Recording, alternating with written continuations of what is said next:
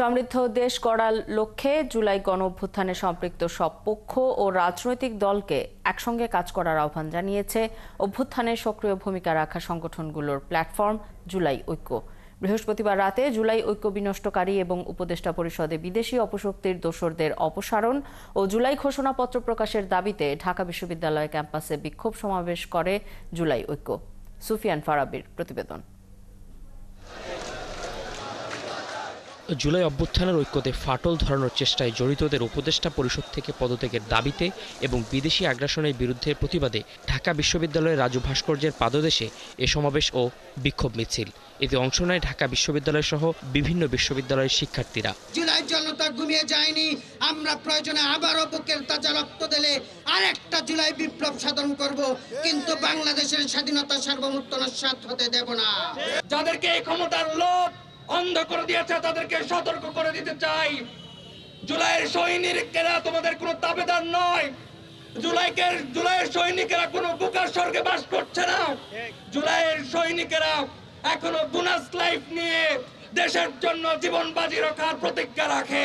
এ সময় সংগঠনের নেতারা বলেন, অর্জিত স্বাধীনতাকে অটুট রাখতে দেশের কল্যাণে সব রাজনৈতিক শক্তিকে একজোট হয়ে কাজ করতে হবে। আমরা বুঝি বাংলাদেশের পক্ষে আছেন, আমরা আপনাদের পক্ষে আছি। বাংলাদেশের পক্ষে নাই, আমরাও নাই। যে সকল উপদেষ্টারা জুলাই ঐক্য ধ্বংসের অপচেষ্টায় লিপ্ত তাদের পদত্যাগের দাবিও তোলা হয় সমাবেশ থেকে। আপনারা ঐক্য বিনষ্টের চেষ্টা বন্ধ করুন এবং সরকারের প্রতি আহ্বান জানাবো, যারা এই নাবালক বাচ্চারা জুলাই ঐক্যকে বিনষ্ট করার জন্য জুলাই শক্তিগুলোর মধ্যে বিভাজন সৃষ্টির চেষ্টা চালাচ্ছে, তাদেরকে চিহ্নিত করে বিচারের মুখোমুখি করুন, তা না হলে আমরা আপনাদের বিরুদ্ধে রাজপথে নেমে আসতে বাধ্য হব। পরে দ্রুততম সময়ের মধ্যে জুলাইয়ের ঘোষণাপত্র প্রকাশ, ঐক্য বিনষ্টকারীদের বিরুদ্ধে ব্যবস্থা নেওয়া সহ 3 দফা দাবি ঘোষণা করে সংগঠনটির নেতাকর্মীরা।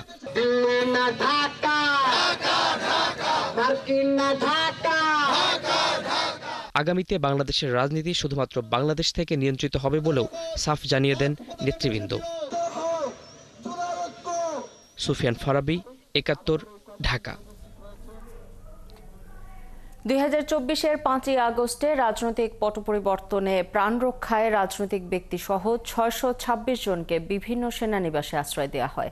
আশ্রয় দেওয়া মানুষদের মধ্যে ৫৭৮ জনের নাম প্রকাশ করেছে আন্তঃবাহিনী জনসংযোগ পরিদপ্তর আইএসপিআর জানিয়েছে, জুলাই আগস্টের ছাত্র জনতার গণঅভ্যুত্থানে বিগত সরকারের পতনের পর একটি কুচক্রী মহলের তৎপরতায় সার্বিক আইনশৃঙ্খলা পরিস্থিতির ব্যাপক অবনতি হয়। এর ফলে সরকারি দপ্তর, থানা, রাজনৈতিক নেতাকর্মী ও সমর্থকদের ওপর আক্রমণ, ঘরবাড়িতে অগ্নিসংযোগ, চুরি ডাকাতি সহ বিবিধ বিশৃঙ্খলা দেখা যায়। এই অবস্থায় ঢাকাসহ দেশের প্রায় সব সেনানিবাসে প্রাণ রক্ষার্থে রাজনৈতিক ব্যক্তিবর্গ সহ বিভিন্ন শ্রেণী পেশার নাগরিক আশ্রয় নেন। ২৪ জন রাজনৈতিক ব্যক্তিত্ব, 5 জন বিচারক, ১৯ জন অসামরিক প্রশাসনের কর্মকর্তা, ৫১৫ জন পুলিশ কর্মকর্তা, বিভিন্ন পাবলিক বিশ্ববিদ্যালয়ের ১২ জন কর্মকর্তা ও তাদের পরিবারের ৫১ জন সহ ৬২৬ জনকে বিভিন্ন সেনানিবাসে আশ্রয় দেওয়া হয়েছিল।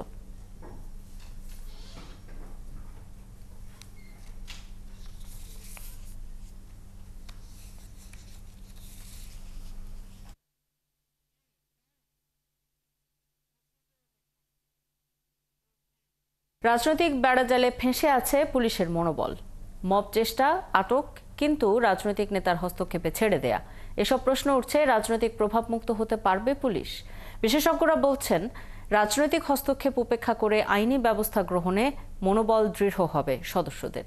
অন্যদিকে নেতাদের হস্তক্ষেপের মনোভাব বাদ না দিলে ভয়াবহ পরিস্থিতি ভোগ করতে হবে নেতাদের। নিবিড় সাহার প্রতিবেদন। আপনার প্রশাসন মূলা দেখানো মাগো, আমাদেরকে মূলা চলাচ্ছেন এখানে এসে, মূলা না সান্ডা। ১৯ মে দিবাগত রাতে ধানমন্ডিতে হাক্কানি পাবলিশার্সের মালিকের বাসার সামনে উত্তেজনা। তাকে আওয়ামী লীগের দোসর দাবি করে কোনো মামলা ছাড়াই গ্রেফতার করতে পুলিশের ওপর চাপ দিতে থাকেন কয়েকজন যুবক। এক পর্যায়ে তারা পুলিশের সাথে বাকবিতণ্ডায় জড়ান, পরে তাদের আটক করে পুলিশ। ঘটনার পর জাতীয় নাগরিক পার্টির শীর্ষ নেতা হান্নান মাসুদের মধ্যস্থতায় আটক 3 জনকে মুচলেকা দিয়ে ছেড়ে দেয় পুলিশ। প্রশ্ন উঠেছে, পুলিশ কি তাহলে চাপের মুখে তাদের ছেড়ে দিতে বাধ্য হলো? যদিও পুলিশের দাবি, ওই রাতের ঘটনায় কোনো অপরাধ সংগঠিত হওয়ার আগেই তাদের আটক করা হয়, সে কারণেই তাদের ছেড়ে দেওয়া হয়েছে। হয়তো ওই ঘটনায় আমরা হয়তো মামলাও নিতে পারতেছিলাম না, যে কোন মামলা বা কী ধরনের কি বিষয় নিব। ওই জন্য কিন্তু তাদেরকে এই বিষয়গুলো বলা হয়েছে এবং মুচলেখার লেখার সময়ও দেওয়া হয়েছে যে এটা লাস্ট টাইম। শারীরিক বা মানসিকভাবে আক্রমণ করার অধিকার তো আইন তাকে দেয় নাই বা কাউকে দেয় নাই। তাহলে এই চেষ্টা যে করবে, তারা এই আইনের ব্যত্যয় ঘটালো, সেটি স্পষ্ট আইনের লঙ্ঘন এবং সেটি অপরাধ হিসাবে গণ্য হবে। বিশেষজ্ঞরা বলছেন, নানা ঘটনায় এটি স্পষ্ট যে পুলিশ এখনো রাজনৈতিক প্রভাব থেকে মুক্ত হতে পারেনি। পুলিশের কাজে হস্তক্ষেপের এমন ঘটনা চলতে থাকলে এই বাহিনীর মনোবল কখনোই ফেরানো সম্ভব নয়। তাই বাহিনীটির কাজে রাজনৈতিক দল ও প্রভাবশালীদের প্রভাব মুক্ত করার তাগিদ বিশেষজ্ঞদের। কোনো পক্ষ, সেটা কোনো রাজনৈতিক দল, গণঅভ্যুত্থানে যারা নেতৃত্বের জায়গাতে ছিলেন তাদের পক্ষ থেকে, কিংবা এই সময় যারা নিজেদেরকে ক্ষমতাবান মনে করছেন তাদের পক্ষ থেকে পুলিশের আইন প্রয়োগের প্রশ্নে যদি বাধা বিপত্তি সৃষ্টি করে কিংবা আইনগত ব্যবস্থা নেওয়ার ক্ষেত্রে যদি নানা ধরনের প্রতিবন্ধকতা কেউ সৃষ্টি করে বা জোর খাটাতে চায় পুলিশের উপরে, তখন কিন্তু পুলিশের ঘুরে দাঁড়াতেও যেরকম সময় লাগবে। ধানমন্ডি থানার ঘটনায় হান্নান মাসুদকে কারণ দর্শানোর নোটিশ দিয়েছে জাতীয় নাগরিক পার্টি। ফেসবুক পোস্টে হান্নান মাসুদ দাবি করেছেন, ঢাকা মহানগর পুলিশ কমিশনার তাকে থানায় যেতে অনুরোধ করেছিলেন। পুলিশের সাবেক প্রধান নুরুল হুদা বলছেন, বর্তমান প্রেক্ষাপটে বাহিনীর মনোবল ফেরানোর পথে বড় বাধা রাজনৈতিক হস্তক্ষেপ। রাষ্ট্রের একটা অত্যন্ত জরুরি নির্বাহী প্রতিষ্ঠান, এই প্রতিষ্ঠানকে আইন অনুযায়ী কাজ করতে দিতে হবে, তা না হলে আইনের শাসন প্রতিষ্ঠা হবে না। আইনের শাসন যদি প্রতিষ্ঠা না হয় তাহলে গণতন্ত্রের ভিত্তিও মজবুত হবে না এবং চূড়ান্ত বিশ্লেষণে এটা সবার জন্যই ক্ষতিকর হবে। পৃথিবীতে একটা রং সিগন্যাল দেবে যে বাংলাদেশে আইনের শাসন নাই। দেশের আইন শৃঙ্খলা পরিস্থিতির নিয়ন্ত্রণ পুলিশের মনোবলের সঙ্গে সম্পর্কিত বলে মনে করছেন বিশেষজ্ঞরা। নিবিড় সাহা, ৭১, ঢাকা।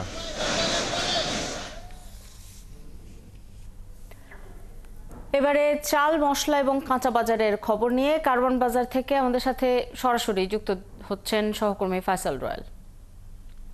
রয়েল, ঈদকে সামনে রেখে মশলার দাম কেমন দেখছেন আজকে? এছাড়া চাল এবং সবজির দাম কেমন?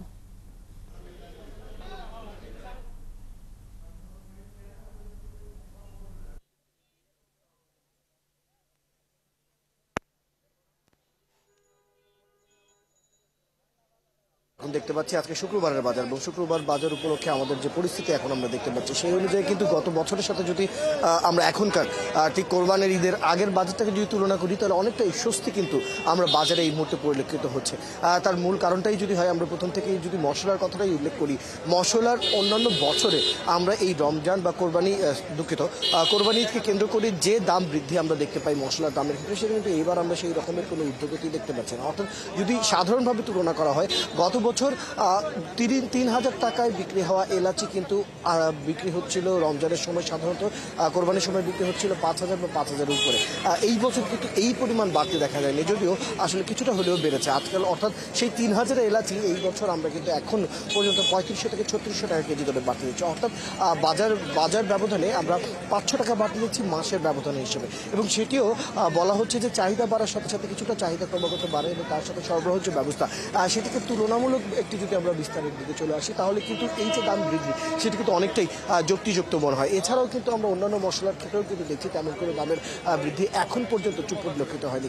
এছাড়া আমিষের কথাও যদি বলি, আমিষের ক্ষেত্রেও কিন্তু আমরা একই অবস্থা দেখতে পাচ্ছি। এখন যে পণ্যটির ব্যাপারে বলতে চাচ্ছি সেটি হচ্ছে সবজির বাজার। সবজির বাজার কিন্তু এখনও আমরা অনেকটাই স্বস্তির মধ্যে দেখতে পাচ্ছি। অর্থাৎ অন্যান্য বছরে বা বছরের অন্যান্য সময় আমরা যে দামের পরিস্থিতি দেখতে পারি, এখন সরবরাহ ব্যবস্থা বেশ ভালো থাকার কারণে আমরা কিন্তু প্রত্যেকটি সবজির দামই আমরা অনেকটাই আগের মতো অবস্থান দেখছি। নেহাত কম নয়, তবে যে দামে বিক্রি হচ্ছে সেটি কিন্তু গত বছর বা তার আগের বছরের তুলনায় তুলনামূলক দাম কম রয়েছে। আজকের বাজারে যতগুলো সবজি আমরা দেখতে পাচ্ছি গড় দাম ধরে নেওয়া যায় 50 টাকা দরে কিনে নেওয়া যায়। তার মাঝে কিছু সবজি রয়েছে যেটি 60 টাকা 70 টাকায় বিক্রি হচ্ছে, তবে বেশিরভাগ সবজি কিন্তু আমরা 50 টাকা বা তার আশেপাশের দামে বিক্রি হতে দেখছি এবং বাজার ভেদে সেটি কিছুটাই নির্ভর করছে অনেকটা ক্ষেত্রে। আমরা কারণ বাজারে এই মুহূর্তে রয়েছে, এখানে আমরা যেসব পণ্যগুলো 50 বা 60 টাকা দেখেছি সেটা কিন্তু আমরা এলিফ্যান্ট রোডের বাজারে 60 থেকে 65 টাকায় বিক্রি হতে দেখেছি। আবার মহাখালীর বাজারে কিন্তু সেখানে আবার 5 টাকা কমতি রয়েছে। তো মোটা দাগে বলা যায় সবজির বাজারের যে এখনকার পরিস্থিতি সেটি অনেকটাই স্বাভাবিক রয়েছে এবং অন্যান্য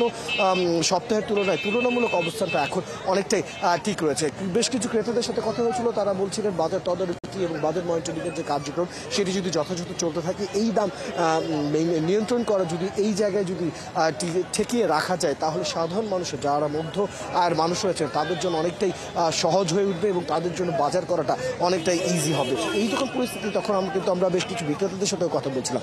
তারা বলছিলেন নিতান্তই কৃষি বা সবজি উৎপাদনে এখন আগে থেকে খরচ বাড়ায়, অর্থাৎ 2 থেকে 3 বছর আগে যে দাম বিক্রি হতো সেই দামে হয়তো নেহাতি কখনোই পাওয়া যাবে না, কিন্তু এখন যে দামে পাওয়া যাচ্ছে সেটি এখনকার দামের পরিস্থিতি অনুযায়ী ঠিক আছে বলে জানিয়েছেন তারা। এছাড়া আমরা এখানকার মুদি দোকান এবং অন্যান্যদের সাথে যখন কথা বলেছিলাম তারা কিন্তু বলছিলেন এখনকার যে পরিস্থিতি সেই অনুযায়ী দাম এবং অবস্থান এবং সরবরাহ ব্যবস্থা অনেকটাই স্বাভাবিক রয়েছে।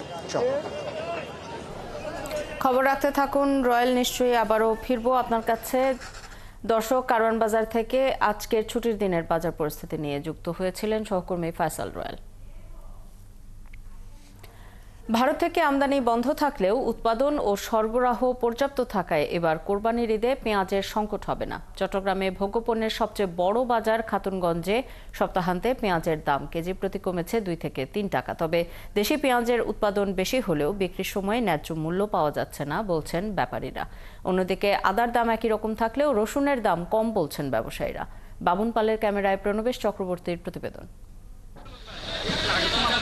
ভারত থেকে পেঁয়াজের আমদানি বন্ধ, অন্যদিকে উৎপাদন ভালো হওয়ায় কোরবানির আগে মুনাফার আশায় পাবনা, রাজবাড়ী, ফরিদপুর থেকে দেশি পেঁয়াজ নিয়ে ব্যাপারীরা এসেছেন খাতুনগঞ্জের পাইকারি বাজারে। মাঠ পর্যায় থেকে পেঁয়াজ 45 টাকা দরে সংগ্রহ করলেও বেচা বিক্রি না থাকায় পাইকারি বাজারে কেজি প্রতি 2 টাকা লোকসান দিয়ে বিক্রি করতে হচ্ছে বলে জানান ব্যাপারীরা। যে কাস্টমার আছে এভাবে বেচতে পোষায় না, আমরা কাস্টমার নাই বলে দিয়ে চলে, আজকে সারাদিন বেচা কেনা নাই। এই পেঁয়াজটা আমরা পাবনা থেকে নিয়ে আসছি কুরবানি উপলক্ষে বিক্রি করার জন্য 2 টাকা লাভের আশায়। তা আমরা ব্যাপারীরা এখন সব লজের। পাইকারি ব্যবসায়ীরা জানান সরবরাহ পর্যাপ্ত থাকায় দেশীয় হালি প্রজাতির পেঁয়াজ 1 থেকে 2 টাকা কমে বিক্রি হচ্ছে 45 টাকায়। খাসখালি আর সুখসাগর জাতীয় পেঁয়াজও 2 টাকা কমে বিক্রি হচ্ছে 44 থেকে 45 টাকায়। এদিকে বাজারে সরবরাহ বেড়েছে চায়না রসুন ও আদার। আপাতত আমাদের খাতুনগঞ্জে বিপুল পরিমাণে মাল আছে, আমাদের দেশি মাল এবং মেহেরপুরি, তারপরে সুখসাগর, হাঁসখালি যেগুলো আছে এগুলো বিপুল পরিমাণে সরবরাহ আছে। বা মালের শর্টটাকে বিক্রি হয় বেশি, এরকম প্রচুর মাল আমদানি হচ্ছে, মার্কেটে মাল আছে এবং চেল কম। কোরবানির উপলক্ষে যে একটা রসুনের পেঁয়াজের যে একটা বেচা বিক্রি হওয়ার কথা ওইটা না হওয়ার কারণে বাজারও কমে যাচ্ছে। গত সপ্তাহে চায়না রসুন 145 থেকে 50 টাকায় বিক্রি হলেও এ সপ্তাহে বিক্রি হচ্ছে 124 টাকায়। বিভিন্ন মানের চায়না আদা বিক্রি হচ্ছে 115 থেকে 128 টাকায়। আর ভারতের কেরালা আদা বিক্রি হচ্ছে 75 থেকে 80 টাকায়। গত বছর আদার দাম ছিল যে আপনার 250 টাকা, সেই আদা এখন 100 টাকা বিক্রি হচ্ছে না। এবার কোরবানির ঈদে পেঁয়াজ, রসুন, আদার আর দাম বাড়ার কোনো শঙ্কা নেই বলছেন ব্যবসায়ীরা। আমাদের দেশে প্রচুর পেঁয়াজ উৎপাদন হয়েছে, কৃষকরা যা বলতেছে আর কি পেঁয়াজের সংকট হবে না, ঈদে মনে হয় বাড়বে না, কোরবানির ঈদে আমাদের কোনো বাড়ার সম্ভাবনা নেই। 2024 সালের জুলাই থেকে 2025 সালের এপ্রিল পর্যন্ত 10 মাসে চট্টগ্রাম বন্দর দিয়ে দেশে আদা এসেছে 21,014 মেট্রিক টন, রসুন এসেছে 99,858 মেট্রিক টন এবং পেঁয়াজ এসেছে 14,060 মেট্রিক টন। প্রণবেশ চক্রবর্তী, 71, চট্টগ্রাম। উপকূলীয় এলাকা এবং সমুদ্র বন্দরের উপর দিয়ে ঝোড়ো হাওয়া বয়ে যাওয়ার শঙ্কায় পটুয়াখালীর পায়রা সমুদ্র বন্দর সহ 4 বন্দরকে 3 নম্বর স্থানীয় সতর্ক সংকেত দেখিয়ে যেতে বলা হয়েছে। বৃহস্পতিবার আবহাওয়া অধিদপ্তরের এক সতর্ক বার্তায় এই তথ্য জানানো হয়। বৃহস্পতিবার সকাল থেকে গুঁড়ি গুঁড়ি বৃষ্টি হলেও বিকেল ও সন্ধ্যা নাগাদ পায়রা সমুদ্র বন্দর ও রাঙ্গাবালিতে মেঘাচ্ছন্ন আবহাওয়া বিরাজ করছে। আবহাওয়া অফিস বলছে, উত্তর বঙ্গোপসাগর ও তৎসংলগ্ন এলাকায় গভীর সঞ্চালনশীল মেঘমালা সৃষ্টি হচ্ছে। উত্তর বঙ্গোপসাগর, বাংলাদেশের উপকূলীয় এলাকা এবং সমুদ্র বন্দরের ওপর দিয়ে ঝোড়ো হাওয়া বয়ে যেতে পারে। তাই পায়রা সমুদ্র বন্দরকে ৩ নম্বর স্থানীয় সতর্ক সংকেত দেখাতে বলা হয়েছে। এছাড়া উত্তর বঙ্গোপসাগরে অবস্থানরত সব মাছ ধরার নৌকা ও ট্রলারকে পরবর্তী নির্দেশ না দেওয়া পর্যন্ত উপকূলের কাছাকাছি এসে সাবধানে চলাচল করতে বলা হয়েছে। হাতুড়ি দিয়ে পিটিয়ে চালককে হত্যা করে সিএনজি ছিনতাইয়ের ঘটনার সাথে জড়িত চক্রের মূল হোতাসহ 5 সদস্যকে গ্রেপ্তার নিয়ে ব্রিফিং করছেন RAB 4-এর lieutenant colonel Mohammad Mahbub Alam. আমরা সরাসরি চলে যাচ্ছি সেখানে।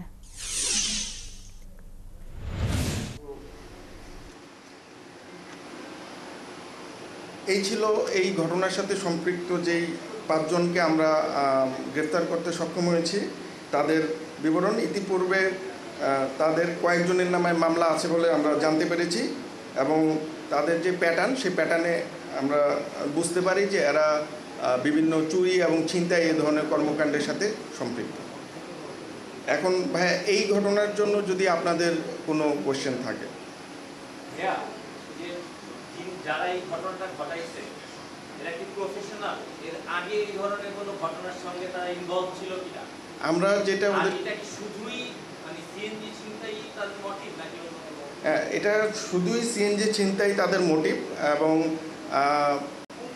ওরা যেটা বলেছে যে প্রাথমিকভাবে তাদের হত্যার পরিকল্পনা ছিল না, সিএনজিটা ছিনতাইয়ের পরিকল্পনা ছিল, কিন্তু যেহেতু প্রথম আঘাতে সে বেশি আঘাতপ্রাপ্ত হয়ে গেছে তো পরবর্তীতে তারা আসলে এটাকে হত্যার দিকেই ধাবিত করে।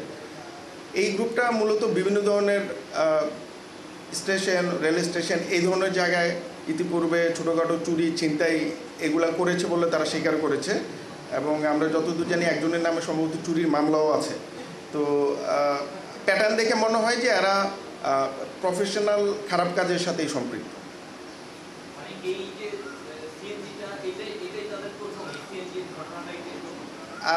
এটার ব্যাপারে আমরা যেটা জানতে পেরেছি যে এই সিএনজি চোর চক্র যেটা আছে, যেখানে তারা সিএনজিটা বিক্রি করেছিল, ইতিপূর্বে ওখানে আরও কিছু সিএনজি গেছে। তো এটা আসলে হয়তো তদন্তকারী কর্মকর্তা আরও বিস্তারিত তদন্ত করে বলতে পারবেন।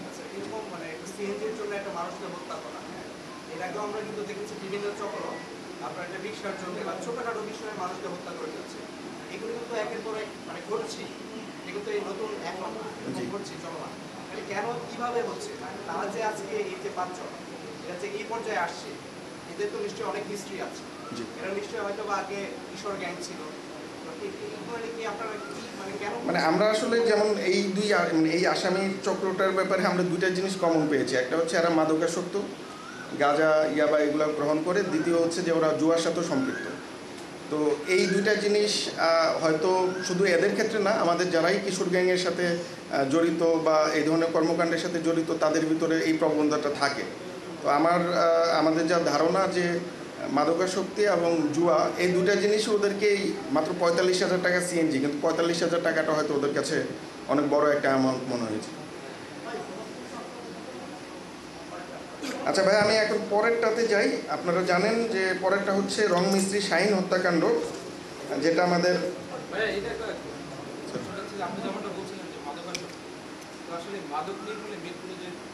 সব জায়গায় পাওয়া যাচ্ছে। এটা নিয়ে আসলে কাজ করছেন কিনা এবং তারা যে আসলে এইভাবে মাদক পাচ্ছে বিভিন্ন জায়গায়, এটা বিষয়ে আপনারা? আমরা র্যাব মাদকের ব্যাপারে আমাদের জিরো টলারেন্স, আপনারা এটা জানেন। আমরা আসলে যখনই যেখানে মাদক সংক্রান্ত তথ্য পাই আমরা সেখানে অভিযান পরিচালনা করি। বাট কিছু ক্ষেত্রে হয়তো আমাদের পক্ষে একদম আপনার খুচরা কনজিউমার যেটা, কারণ আমরা সাধারণত বড় ধরনের অপারেশনগুলোই করি, যে 50 KG, 100 KG, 2 lakh piece, 1 lakh piece. অনেক সময় আমরা জানি যে এখানে হয়তো 1-2 পিস ইয়াবা কিংবা পুরিয়া বিক্রি করতেছে। তো সেগুলোর ক্ষেত্রে আমরা লোকাল প্রশাসন বা পুলিশকে আমরা অবগত করি। আর যেগুলো আপনার মানে আমাদের টোটালি একটা ইফেক্টিভ কাজ হবে সেগুলোর ক্ষেত্রে হয়তো আমরা অভিযান পরিচালনা করি। দর্শক, বেশ কিছু হত্যাকাণ্ডে জড়িতদের আটকের বিষয়ে সাংবাদিকদের ব্রিফ করছেন র্যাব 4-এর কর্মকর্তারা। সেখানে আমরা এতক্ষণ সরাসরি যুক্ত ছিলাম। শুক্রবার বাংলাদেশ সময় বিকেল ৩টা আর স্থানীয় সময় বেলা 11টায় কান চলচ্চিত্র উৎসবে প্রদর্শিত হবে বাংলাদেশের সিনেমা আলী। আদনান আল রাজীব পরিচালিত সিনেমাটি উৎসবে শর্ট ফিল্ম কম্পিটিশন বিভাগে লড়ছে। ৭১-এর ক্যামেরায় সিনেমার নাম আলী নাম ভূমিকায় অভিনয় করা আলামিন বলছেন তার বিশ্বাস সিনেমাটি পাম দর জিতবে। কান থেকে আরও জানাচ্ছেন পার্থ সঞ্জয়।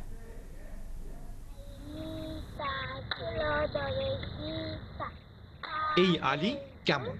কানে প্রশ্নটা ছিল 23 বছরের আলামিনের কাছে, সিনেমায় যার বয়স 15। ওই আলীটা অনেক শান্ত, ওই আলীটা অনেক স্ট্রাগল করে, মায়ের সাথে অনেক ভালোবাসা ওই আলীর। কানে উৎসবের মাঝামাঝি সময়ে যোগ দিয়ে সিনেমা তারকা আর সাংবাদিকদের সাহচর্যে আলামিনের দারুণ সময় কাটছে। আমার অনেক ভালো লাগছে। আসলে এখানে এসে আমি প্রথম বাংলাদেশি কোনো জার্নালিস্টকে পেলাম ৭১ টিভি থেকে, তো অনেক ভালো লাগছে। আমি একটু আগে জাহ্নবী কাপুরের একটি মুভি দেখেছি, খুব ভালো লেগেছে। ওনাকে একদম কাছ থেকে দেখেছি, আমার অনেক পছন্দের একজন অ্যাক্ট্রেস উনি, এবং এহসান খাত্তারও ছিল সাথে, কারণ জোহারও ছিল। এটা কখনো কল্পনাও করিনি যে এত কাছ থেকে সবাইকে দেখতে পাবো। আদনান আল রাজীব ভাইয়াকে থ্যাংক ইউ বলবো যে উনি যদি আমাকে এই ফিল্মটাতে কাস্ট না করতো তাহলে এত কিছু দেখার আর এত কিছু এক্সপ্লোর করার আমার সুযোগ হতো না। শুটিং অভিজ্ঞতা ভাগ করে আলামিন বলছেন তার বিশ্বাস আলী সিনেমা কান জয় করবে। আমি যে ফিল্মগুলো দেখছি এগুলো দেখে মনে হচ্ছে কি আমাদের ফিল্মটা হয়তো এবার পাম ডিওর পাবে, আমার আশা আর কি। কানে আলী ৭১-এর দর্শকের জন্য শোনালেন 2 সপ্তাহে গাওয়া গান। আমার মাঝে এখন আমি স্বপ্নের সিঁড়ি স্বর্গে নামি, যেন অন্য রকম এক ভালোবাসাতে ডুবে আছি তুমি কাছে আসাতে। মন যেন এক উদাসী কবি, ভালো লাগে রাত, ভালো লাগে চাঁদ, ভালো লাগে রে সবই হই হই হই হই। আলামিন প্রত্যাশা করছে কানে 23 তারিখে স্ক্রিনিং এর পরে 24 তারিখে যে পুরস্কার বিজয়ী সন্ধ্যায় বাজিমাত করতে চলেছে আলী। তার বিশ্বাস পূর্ণতা পাক। পার্থ সঞ্জয়, ৭১, কান, ফ্রান্স। ঈদুল আজহাকে সামনে রেখে সারা দেশে গরুর হৃষ্টপুষ্ট করছেন খামারিরা। এ কাজে পিছিয়ে নেই রাজবাড়ির খামারিরাও। আর গরুর খামার পাহারায় বিদেশি কুকুরের ব্যবহারে তাক লাগিয়েছেন রাজবাড়ির খামারি বাবু মিয়া। তিনি বলছেন গরু পাহারায় মানুষের চেয়ে কুকুরের ওপর বেশি আস্থা তার। এদিকে প্রাণী সম্পদ কর্মকর্তারা জানান জেলায় কোরবানির পশু পালনকারী খামারিদের দেয়া হচ্ছে নানা ধরনের পরামর্শ। মেহেদি হাসানের তথ্য ছবিতে প্রতিবেদন। রাজবাড়ীর কালুখালীর বোয়ালিয়া ইউনিয়নের গৌরাঙ্গপুর গ্রামের বাসিন্দা বাবু মিয়া প্রবাস জীবন শেষে গ্রামে এসে কর্মসংস্থান হিসেবে বেছে নেন গরুর খামার, গড়ে তোলেন তাসফিয়া ডেইরি ফার্ম।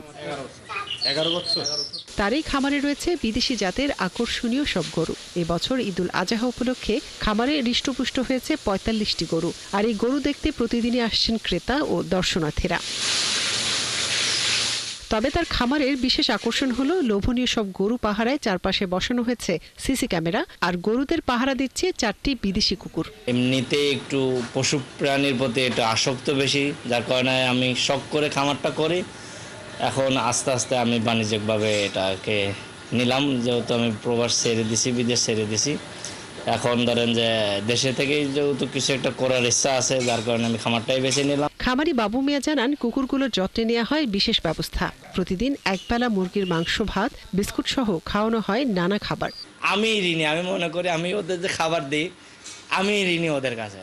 আমার একটা গরু এলোমেলো হয়ে গেলে বা দড়ি ছিঁড়ে গেলে একটার সাথে একটা গুতাগুতি করলে সেটা ওরা মানে ওদের ডাকের মাধ্যমে আমি বুঝতে পারি। এবং সিসি ক্যামেরা আছে আমার বাসায়, আমি ঘর থেকে দেখি যে আসলে কোনো ঝামেলা হয়েছে নাকি। অবশ্যই কিছু না কিছু হইলে একটা ইঁদুরও আসতে পারে না, একটা পাখি এই খামারে ঢুকলেই ওদের আওয়াজ, ভয়ানক আওয়াজ দেয়, যার কারণে আমি ওদের রাখছি। আর আমি মনে করি আমার 2 ভাইয়ের কাজ করে ওরা। বিষয়টি সাড়া ফেলেছে পুরো জেলায়। খামারটি দেখতে তাই অনেকে আসছেন গৌরাঙ্গপুর গ্রামে। যে গরুগুলো আছে প্রত্যেকটা গরুই আসলে দেখার মতো, এবং প্রত্যেকটা গরুই একই সাইজের, আমি মনে করি যে কেউ দেখলে পরে আসলে গরুগুলোর প্রতি আসলে চোখ ফেরাইতে পারবে না। আমরা প্রায় আসি দেখি, তো এলাকার জন্য ভালো, খামারটা হওয়াতে আসলে ভালো, সবার জন্য উপকার। এদিকে ঈদুল আজহা সামনে রেখে জেলার 8,500 ছোট বড় খামারে চলছে গরু লালন পালন, আর খামারিদের নানা পরামর্শ দিচ্ছেন প্রাণী সম্পদ কর্মকর্তা। নিরাপদ প্রাণী আমিষ পাওয়া যায়, সেই জন্য আমরা তাদের পরামর্শ দিই। আর আমরা সর্বদা আমাদের জনবল খুবই কম, তারপরেও আমরা ফিল্ডে যাই, সবসময় তাদের খামারগুলি দেখি এবং সুপরামর্শ দিই যাতে তারা সুন্দরভাবে এটা পালন করতে পারে। রাজবাড়ী জেলায় এবার কোরবানির জন্য কমপক্ষে 1 লাখ পশু প্রস্তুত করা হচ্ছে। মনিরা কাজরি, ৭১।